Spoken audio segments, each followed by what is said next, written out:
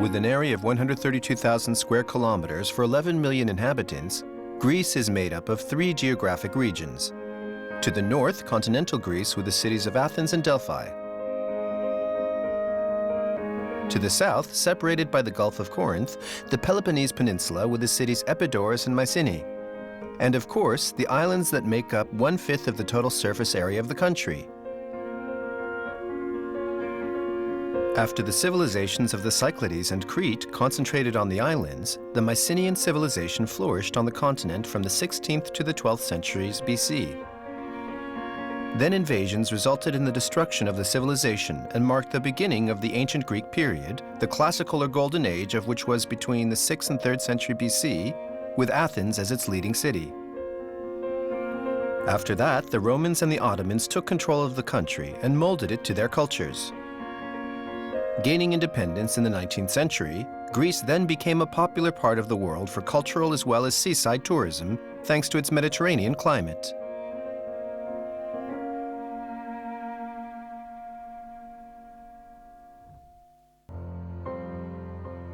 The Acrocorinth is a natural fortress overlooking the Isthmus of Corinth and the eponymous city. The site was occupied from the 6th century BC to the 19th century. It contains numerous remains of its past occupiers: Corinthians, Romans, Byzantines, Franks, Venetians, and Ottomans. The site was already occupied during the Neolithic period due to its many streams. The oldest remains date back to the 1000 BC, while the first identifiable fortifications date back to the 7th century BC. At its feet, the city of Corinth, one of the greatest cities of ancient Greece. Its Temple of Apollo is one of the first Doric temples in continental Greece. Pieces of pottery left behind by the builders indicate that the temple dates back to 540 BC. It was built on the site of an ancient temple. It had 6 monolithic columns covered in white marble stucco on each facade, and 15 columns along its length. Today, 7 of these remain. They are over 7 meters high with a base diameter of 1,70 meters. According to the ancient texts, there was a great bronze statue of Apollo in the temple. Corinth was a major merchant city. It controlled the Isthmus of Corinth. It rivaled with Athens on an economic and cultural level. During the Peloponnesian War, it allied itself with Sparta against the Athenians. In the 2nd century BC, the site was pillaged by the Romans, who annexed all of Greece. Later, the ancient city was buried under new constructions until 1858, when an earthquake destroyed nearly the entire modern city. The site was then rediscovered and archaeological digs began. The Pyrrhene fountain dates back to the 6th century BC. The original Greek part includes 6 stone arches and a series of underground reservoirs. The colonnade and the basin were added by the Roman Herodes Atticus in the 2nd century BC.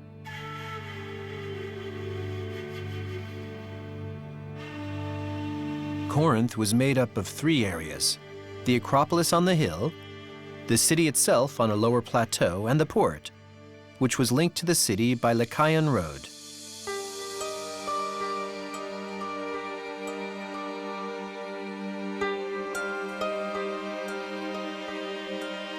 The wide road was made of limestone and flanked on either side by shops and temples built on raised walkways. The road led to the Agora, the main square of the ancient city.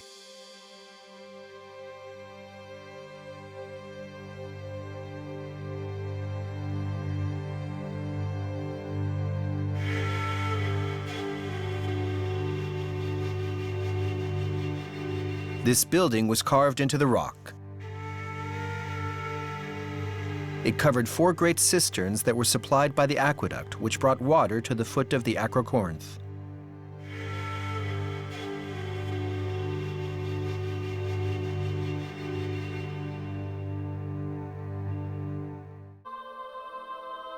"65 kilometers south of Corinth, in a mountainous region, the ancient city of Epidaurus contained the sanctuary of Asclepius, the most famous site of Greek medicine. This site sheltered the best-known doctors, and here, as in all Greek sanctuaries, athletic and theatrical events were organized in honor of the gods. Remains of athletic equipment were found at Epidaurus, but the site is especially famous for its theater. The theater was built on a hill slope around 330 BC. Of all the ancient theaters, the theater of Epidaurus is the best preserved. Nearly all of the gray limestones are the actual originals. Only those on the wings have been restored. The stands are arranged in a hemicycle, with 55 rows separated into 2 levels by a corridor.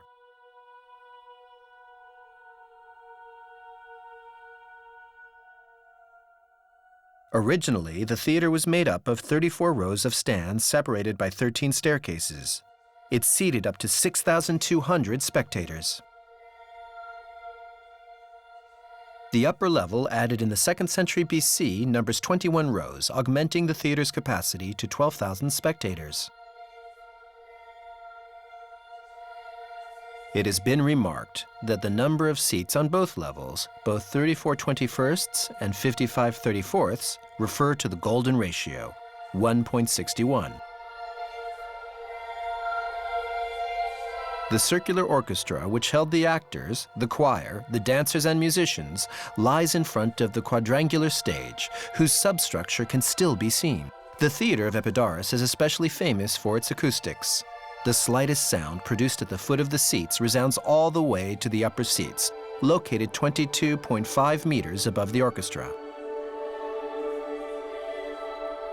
Since 1955, the annual Festival of Epidaurus takes place in this theater, performing the Greek tragedies of the ancient dramatists.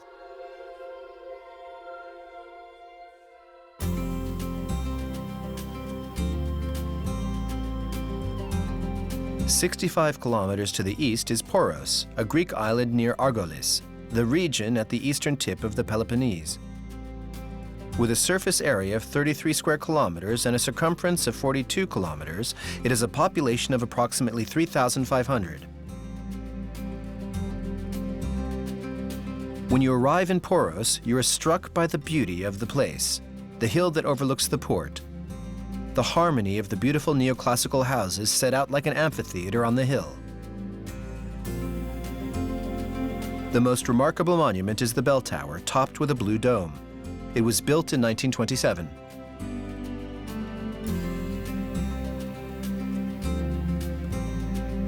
Poros is separated from the Peloponnese by a narrow channel that is 250 meters to 400 meters wide.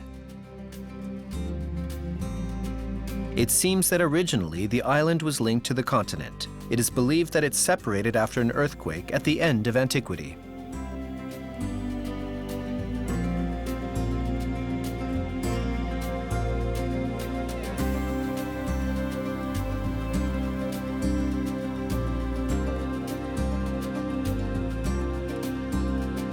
Stepping off the boat, you discover pretty narrow streets lined with small white houses with colorful shutters and small squares that are ideal for having a drink or meal.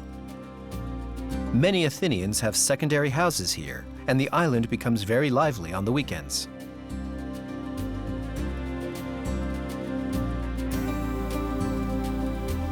There are not many beaches on the island, but many small, welcoming coves enable vacationers to drop their anchors.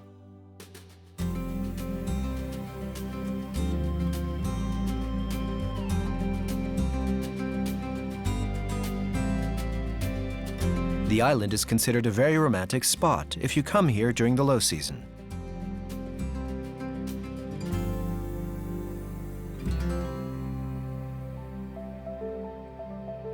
On the east coast of Argolis, overlooking the town of Nafplio, Palamidi is a fortress nestled on the crest of a hill rising 216 meters high.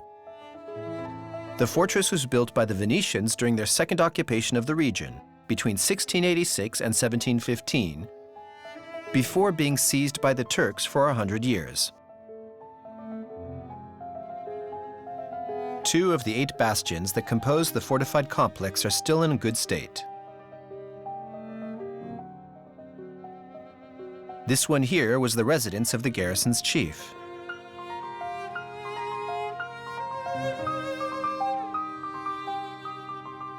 It includes a ramp that enabled them to haul cannons up to the fortifications.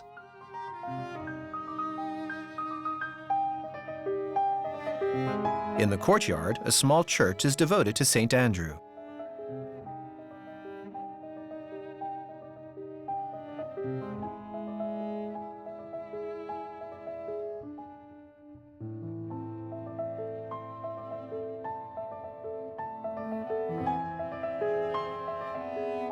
The site offers a magnificent view over the Argolic Gulf, the city of Nafplio, and the surrounding nature.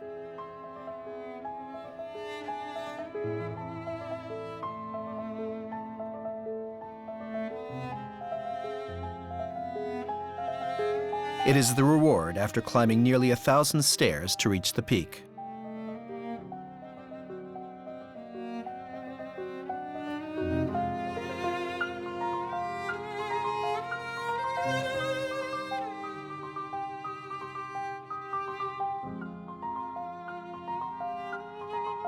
During the Turkish occupation, Turkish names were given to the 8 bastions.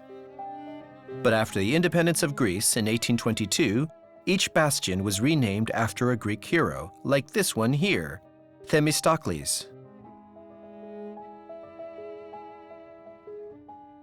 This bastion was used to defend the entire east side of the town.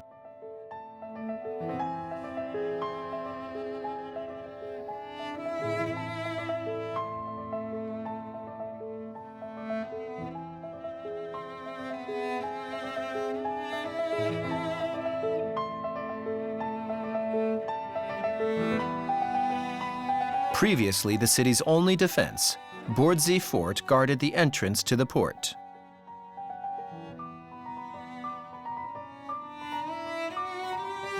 The Venetians had completed its fortification in 1473 to protect Nafplio from pirates and invaders hailing from the sea. Once it became Greek once again, it was used as a fortress until 1865, before becoming a prison, then a hotel, from 1930 to 1970. Since then, it has become a tourist attraction that occasionally holds a music festival.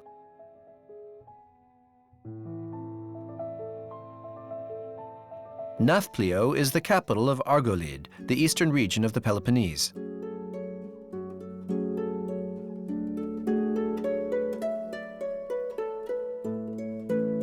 Occupied successively by the Byzantines, the Franks, the Venetians, and the Turks who left their mark here, it has become a historical and touristic city with a population of about 15,000.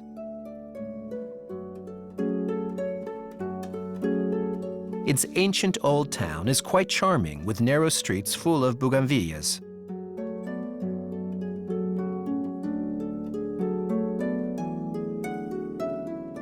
You can sit at the terrace of a Mezzodoppio, a tavern specialized in mezzes, a variety of small dishes that go so well with ouzo, an alcohol made from aniseed.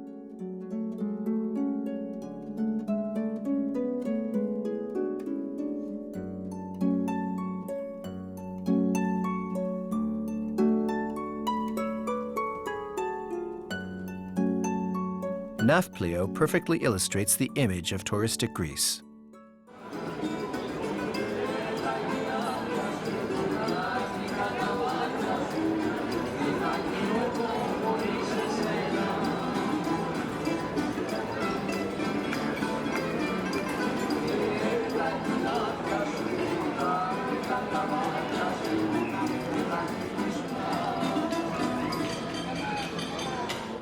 Between Nafplio and Corinth, Tiryns is an ancient Mycenaean city. In the upper part of the hill, called the Citadel, stands a Mycenaean palace dating back to 2000 BC. There are also remains of a Cyclopean surrounding wall.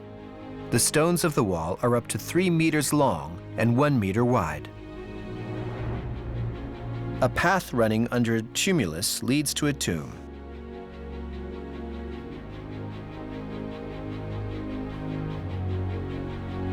This royal tomb in a shape of a beehive also reveals true skill in the art of construction.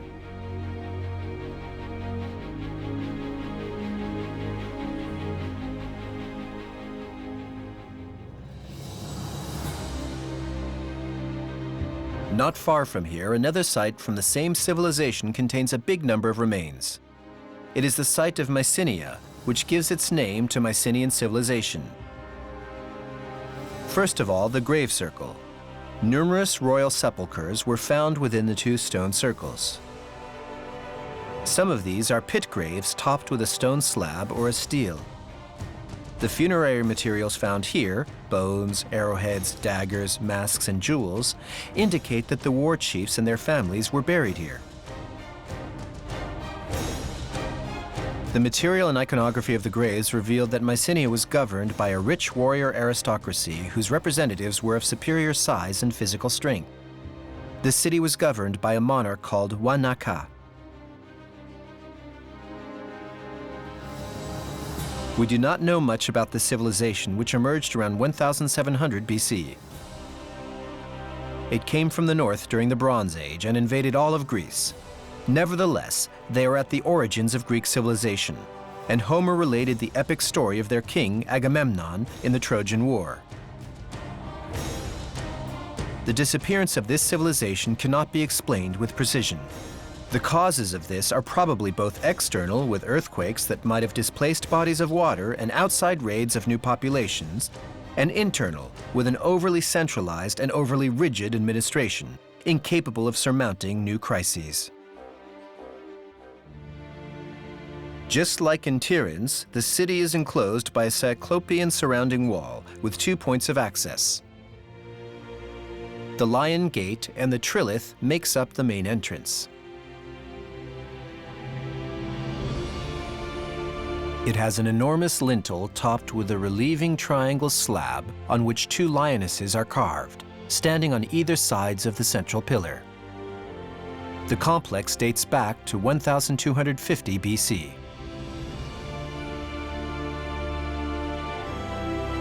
The royal palace, accessed by a very steep path, is located at the highest point of the citadel. There are few remains, but it seems to have been composed of 3 rooms, 2 vestibules and a ceremonial room that contained a circular central fireplace and a throne.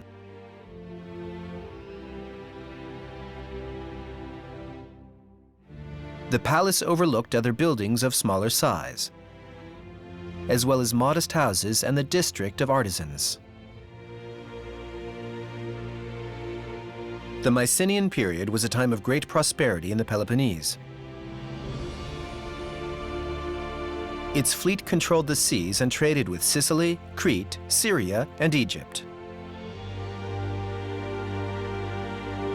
But there are so few traces of this civilization that the origins of such wealth can only be a matter of speculation. Conversely, some hypothesize that there were lootings or that mercenaries who left to combat the pharaohs and Hittites returned. A series of tholos tombs was also built on the slopes of the hill for the kings reigning here. The design is the same as in Tiryns. A corridor runs through the hill, and it is supported through the use of cantilevering.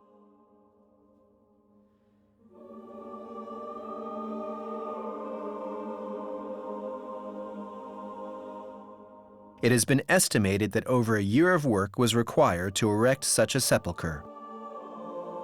This goes to show the importance given to funerary monuments. A bit further away among the ruins, the best preserved and the most spectacular tomb is undoubtedly that of King Agamemnon's. It is also named the Treasury of Atreus. The tholos was accessed by an inclined and uncovered entrance, or dromos, made of dry stone walls and spanning a length of 36 kilometers.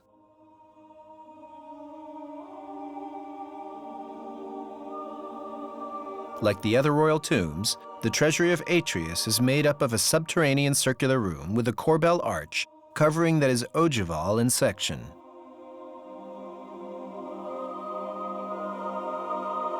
(13.5 meters high and 14.5 meters wide), it was the biggest dome in the world for over 1,000 years. The inside was decorated in gold, silver, and bronze.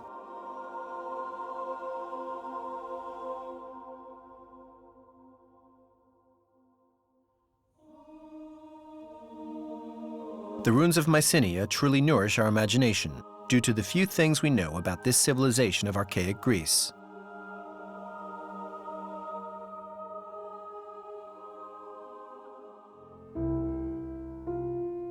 In the southern Peloponnese, a large valley surrounded by mountains composes the ancient territory of the city-state of Sparta, one of the most powerful cities of ancient Greece, along with Athens and Thebes.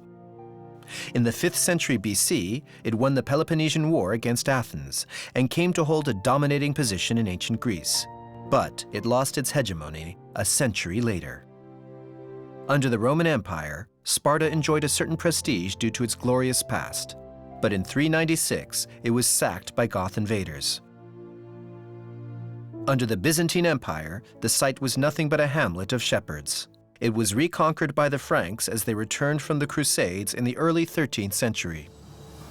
Indeed, in 1204, the Fourth Crusade changed its original goal, and the Crusaders captured and pillaged Constantinople.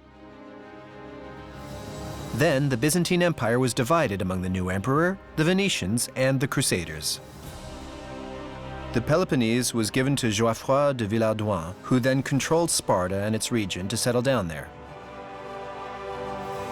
In order to ensure the security of his palace, Geoffroy's son, Guillaume, had a castle built on one of the surrounding hills. Thus Mystras was born. The forest and its ramparts were completed in 1249. Later, Mystras was governed by the sons and brothers of the Byzantine emperors. It even became the second biggest city of the empire after Constantinople. It was a great center of philosophical studies, attracting numerous intellectuals who influenced Renaissance Italy in the 15th century.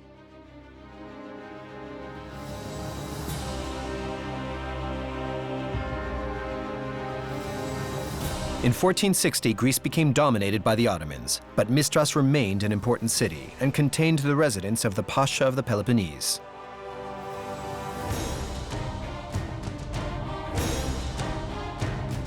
For 400 years, trade flourished here thanks to the development of silk production, among other things.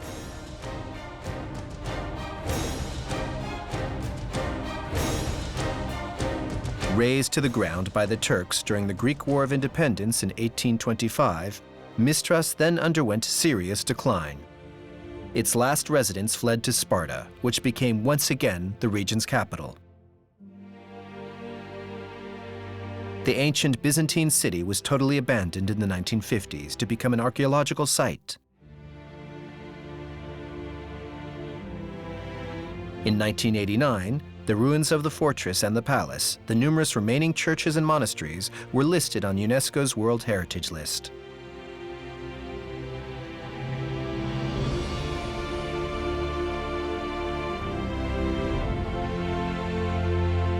On the slopes of the promontory, touching Byzantine churches display their tumultuous history among the cypress and olive groves.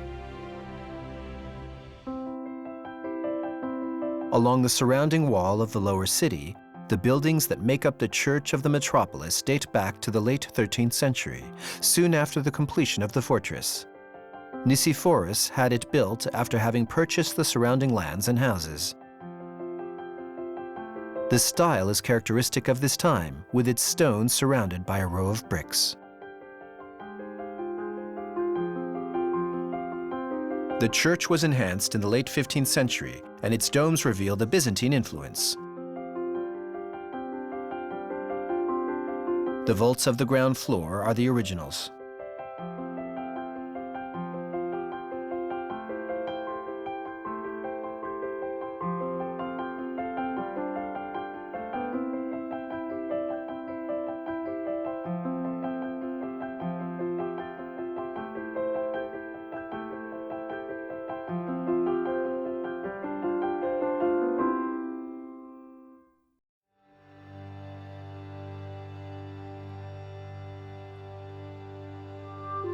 In 1754, a U-shaped courtyard with a beautiful colonnade was added to the north of the building.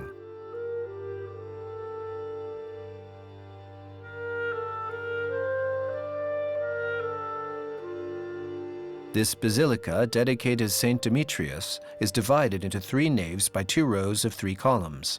The central nave is much higher than the 2 others. It leads to a traditional Byzantine altar where Jesus Christ, the Virgin, and the Apostles are sanctified. The paintings date back to the last decades of the 13th century and the first half of the 14th century. They have retained their rich colors despite their old age.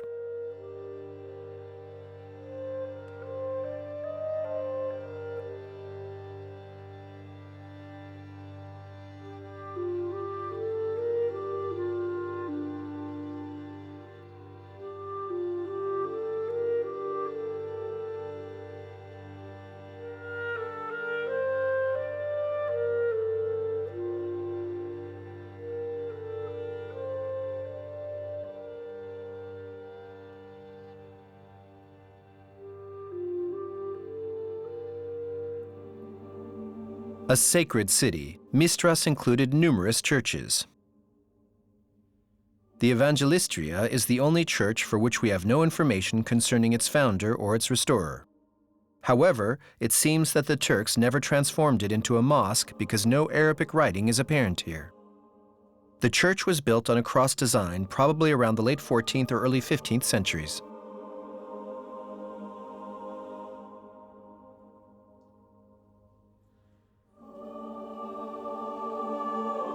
The monastery of Pantanassa is the best preserved building of Mystras, and also the only one which is still occupied today by a half-dozen nuns.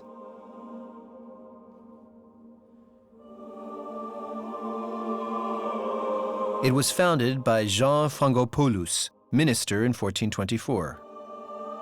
The Frangopoulos were an important family of Mystras, of Latin origin but Hellenized with time.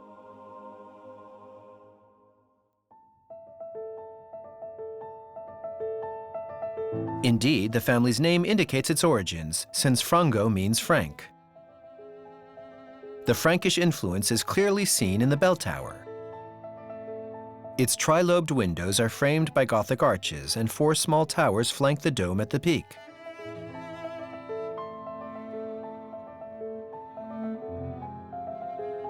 The facades include 2 rows of windows on the apses. They are narrow and Gothic on the lower level, and bigger on the upper level.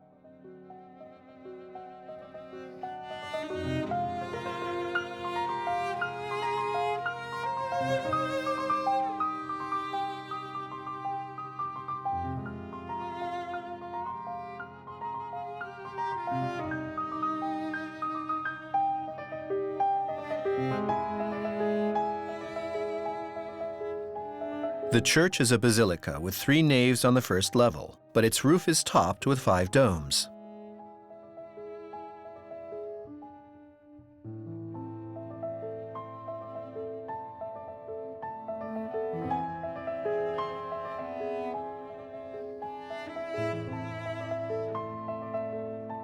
The original frescoes were completed by others in the 17th century.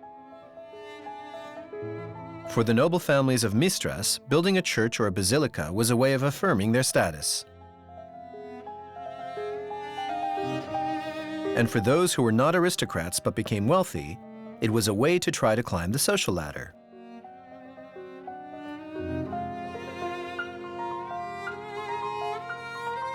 Which explains why we encounter a lot of churches on this Byzantine site.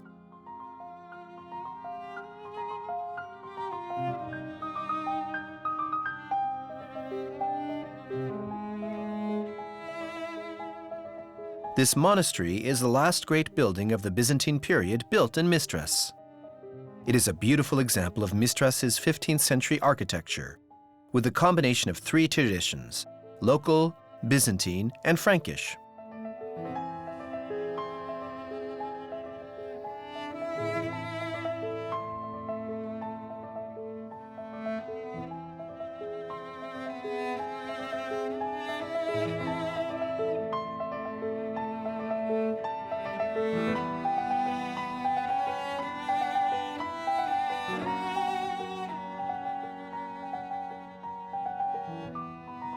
Among the ruins and the numerous churches on the slopes of the hill stands the ancient palace of the region's leaders. It is a complex of buildings dating from different periods composed of 2 wings in the shape of an L. The throne room measures 36 meters by 10 meters. It was heated by 8 chimneys. Just behind the palace, the Church of St. Sophia was built after the Frankish period, around 1350, by the first Byzantine leader of the Peloponnese. It was designed to remind him of Constantinople, the capital of the empire, and the great Church of St. Sophia. On the north face stands a tower that originally numbered 3 levels. The colonnade of this facade was restored, as well as the church's dome. St. Sophia stands apart due to its high and narrow proportions, which emphasize its height. Light filters into the edifice only by a few narrow openings in the dome, and at the tip of each arm of the building's cross design.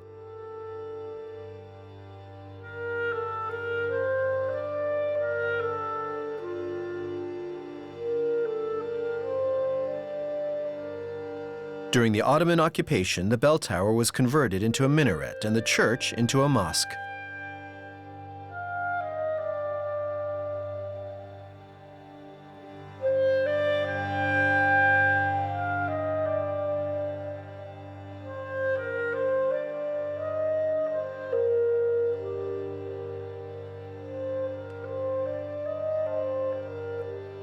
Inside the edifice, there are a few remaining sculpted decorations.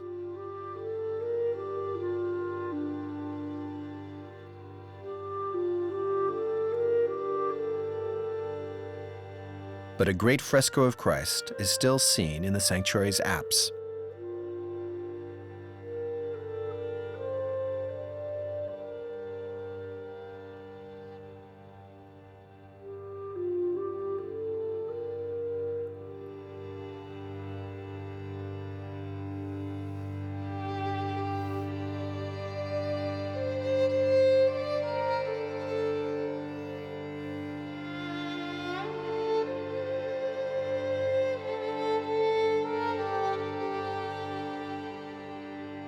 The church was built in the shape of a Greek cross. On the walls and vaults, eroded by time, a few paintings remain, sheltered from the light.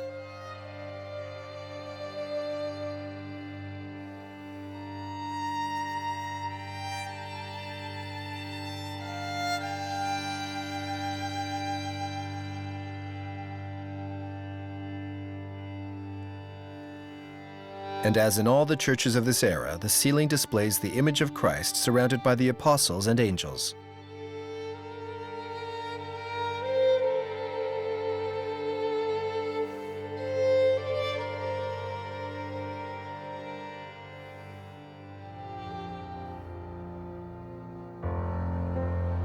At the southern tip of the lower city, the remains of fortifications frame an entrance protected by a high wall and a crenellated tower. Here, at the edge of the lower city, the monastery of Peribleptos and its church were built on the face of the cliff, in the prolongation of a cave. A part of the buildings are in ruins.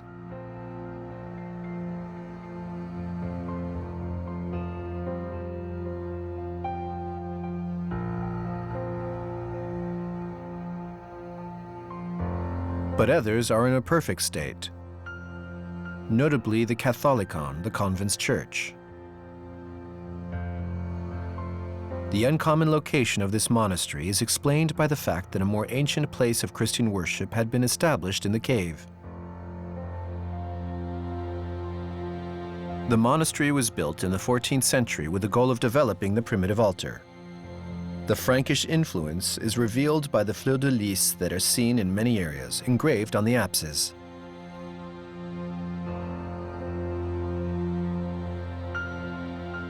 The church stands against a rocky cliff, and the apses seem to jut out from the rock.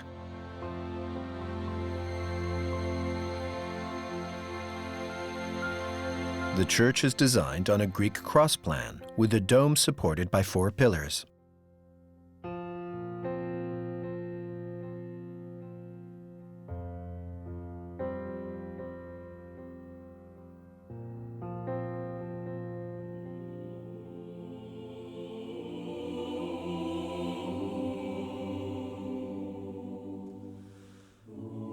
Here, too, the walls and ceilings are covered in frescoes, which are pretty well preserved. They depict Christ, the apostles,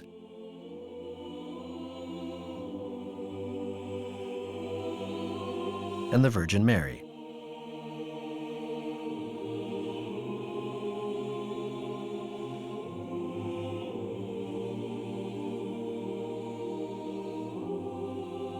Among the paintings, a strange nativity scene depicts Mary lying down, facing us and turning her back on Jesus in a wooden cradle.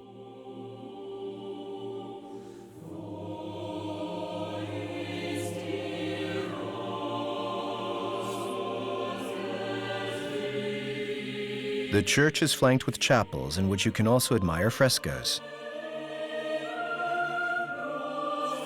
We have little information about the ruins of Mystras, but they nonetheless procure a beautiful, mystical voyage.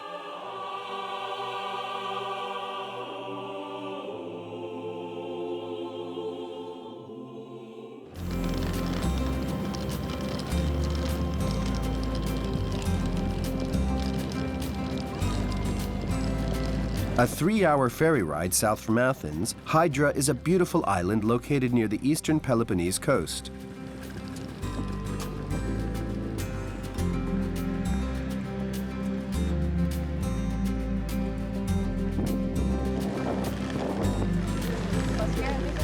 The site was an extremely cosmopolitan site over a long period of time, attracting celebrities and artists from around the world.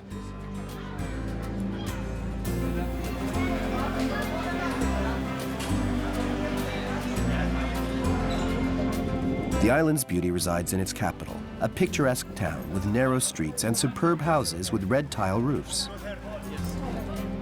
The town is located in a bay, sheltered in a nook of the hills, and it is not visible from the open sea. The affluence of these magnificent houses stems from the fact that during the 18th and 19th centuries, thanks to the island's powerful navy, many rich merchants and shipowners brought Venetian architects, carpenters, artisans, and masons in order to embellish their houses. These super constructions have been restored and stand as they were designed 2 centuries ago. Among these superb houses and villas stand adorable small houses built one next to the other, separated by narrow paved alleys.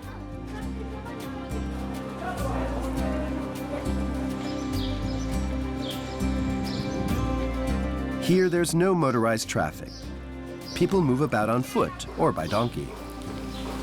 And there are no modern buildings or hotels to ruin the natural environment and the traditional architecture of this heavenly island.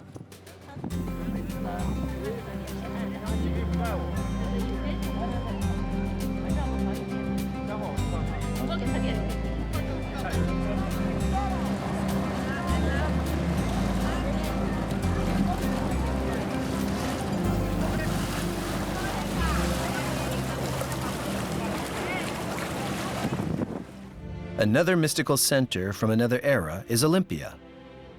Located in the western Peloponnese, Olympia was a religious center located in a sacred grove of wild olive trees. The site seems to have been occupied continuously from the early 3rd millennia BC. Olympia was not a city, it was a sanctuary dedicated to Zeus. It was inhabited exclusively by the staff of the temples and the priests. After the ban on pagan cults in 393 AD, the sanctuary was abandoned and earthquakes in the 6th century contributed to the site's definitive ruin.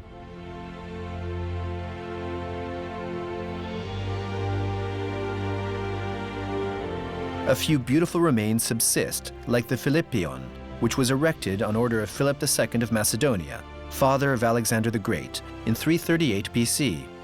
This round building with its Ionic columns contained the statues of the family and commemorated a military victory.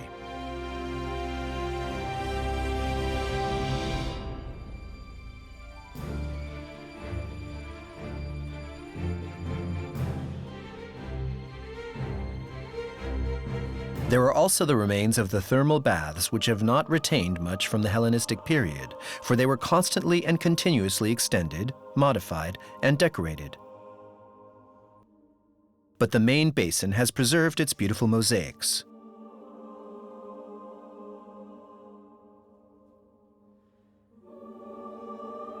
The Heraeon, devoted to Hera, the wife of Zeus, was probably the first known Doric edifice in the Peloponnese. It dates back to about 600 BC. Originally, its columns were all made of oak. They were progressively replaced by stone columns.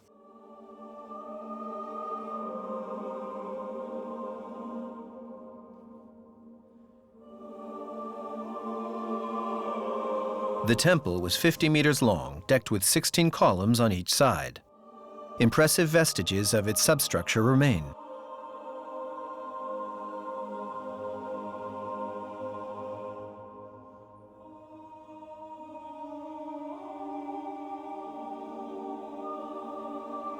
Inside stood a number of statues around the effigies of Hera and Zeus. They have disappeared, either pillaged or stocked in museums. There remain pedestals of honorific statues giving thanks to citizens for services rendered to the state.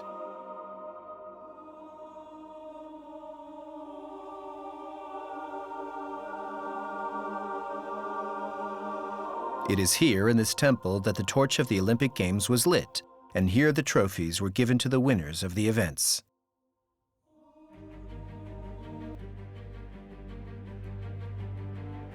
For Olympia is directly and concretely associated with a world event, the Olympic Games. They were celebrated regularly here since the year 776 BC. The stadium was created in the classical period, while the monumental entrance, with its corridor and arch, dates back to the end of the Hellenistic period.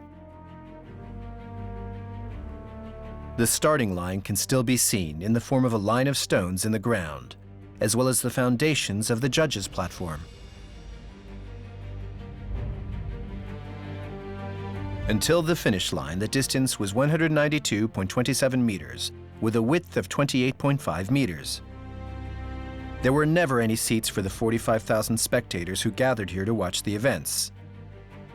Like the athletes, they came from everywhere throughout the known world, from Marseille to Crimea and Africa to Asia. The Olympiads took place here with an interval of 4 years between each meeting. The spirit of the Olympic Games displays the strength of the humanistic ideals of ancient Greece. A loyal competition between free men, ready to surpass themselves, whose sole ambition was to attain the symbolic reward of an olive branch. No relation to the bloody games of the Roman circus. While the Olympiads were part of a sacred rite in a sacred sanctuary, the holiest of the holy was the Temple of Zeus, of course. It was built around 450 BC and suffered many catastrophes, notably a fire and an earthquake, which destroyed it. Like the entire site, it was found buried under a layer of alluvium many meters thick. It was a colossal 64-meter-long Doric temple, which contained one of the 7 ancient wonders of the world, a gold and ivory statue of Zeus, reaching 12.75 meters high.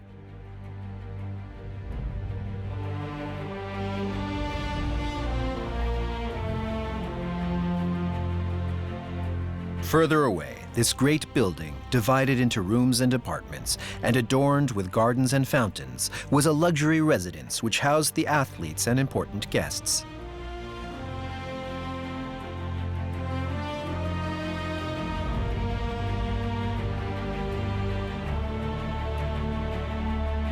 To the west of the Temple of Zeus are the remains of a building that has been identified as the workshop used by Phidias to create the gold and ivory statue of Zeus. Its dimensions, 32 meters by 14.5 meters, are exactly those of the temple, where the worshipped statue was to be displayed.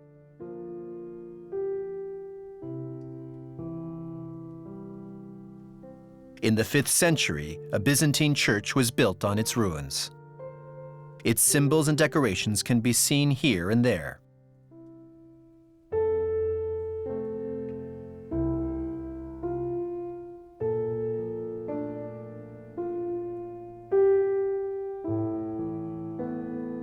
The Palestra was a small training gym. There, athletes trained in sports which do not require much room, like wrestling and jumping.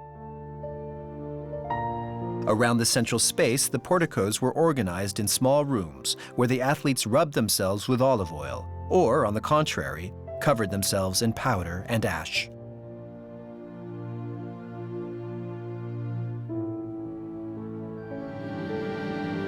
All the vestiges of Olympia are now contained in the Archaeological Museum, which houses the famous pediments of the Temple of Zeus. Mythological scenes sculpted in the marble are displayed on the 2 pediments. The greatest statues in the center rise 3.15 meters. The scenes represented in the temple illustrate the origins of Olympia and the sanctuary. The west pediment represents Centauromachy, the Battle of the Lapiths, a legendary people of northern Greece against the Centaurs. This represents the victory of civilization over barbarism.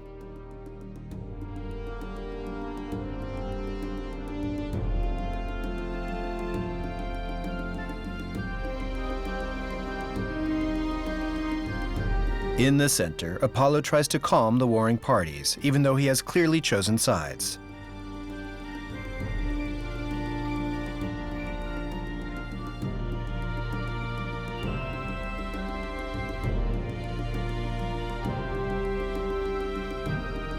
The east pediment has 21 sculptures representing the preparations of the chariot races, one of the founding myths of the ancient Olympic Games. In the center, Zeus separates the two competitors who are accompanied by their wives and servants. No trace of the bronze chariots nor of the characters' weapons has been found. A special room within the museum is devoted to the Nike of Paeonios. Nearly 3 meters tall, it was placed on a 9-meter-high pedestal to the southeast of the Temple of Zeus. It is the first known representation of a winged Nike. Though she no longer has wings and a floating cape, her movement is still visible. She is descending from Olympus and is setting foot aground. Another room contains very rare examples of monumental statues made of terracotta, including one of Zeus kidnapping Ganymede.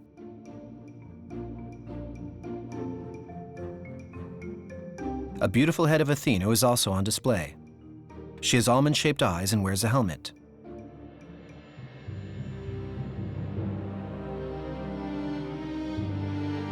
A few statues come from the Roman occupation, like that of Agrippina the Younger, the mother of Emperor Nero.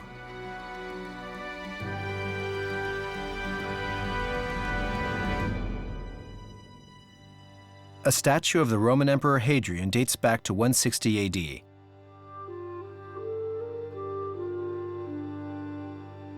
The she-wolf suckling Romulus and Remus is depicted on his breastplate.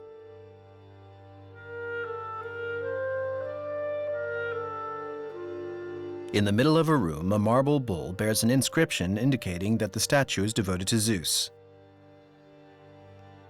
Faustina was the daughter of Antoninus Pius and the wife of Marcus Aurelius. The sculpted drapings are impressive.